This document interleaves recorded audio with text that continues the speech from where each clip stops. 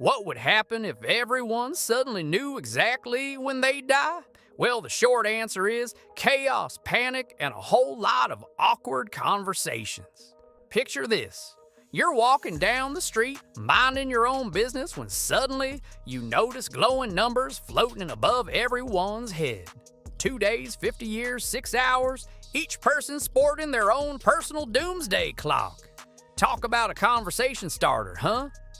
Now, you might think this newfound knowledge would bring people together, but let's be real. Humans aren't exactly known for their rational behavior.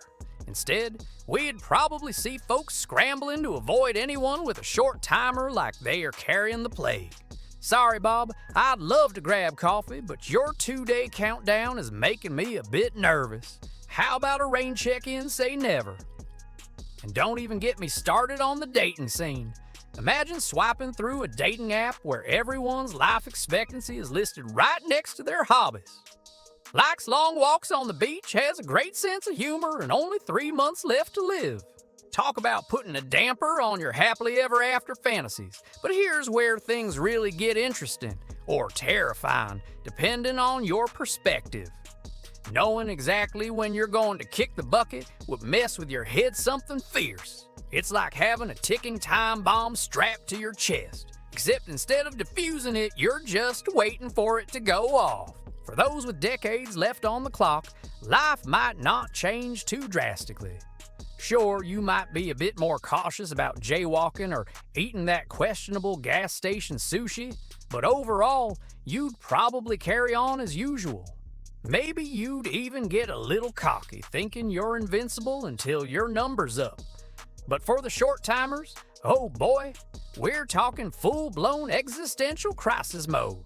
Some folks might go all out, living every day like it's their last, because, well, it kind of is.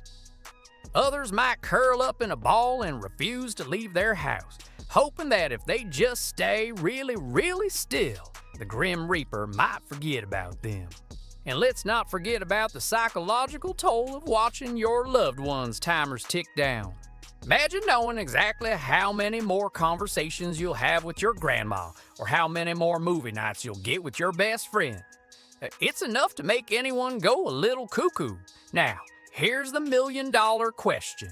Would you look at your own timer? It's a real head-scratcher, ain't it? On one hand, knowing could help you plan your life better. No more worrying about saving for retirement if you're not going to make it past next Tuesday.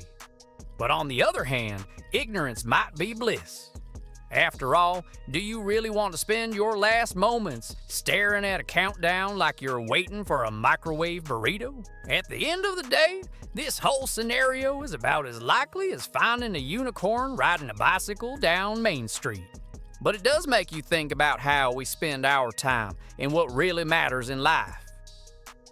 Maybe instead of worrying about when we're gonna die, we should focus on making the most of the time we've got.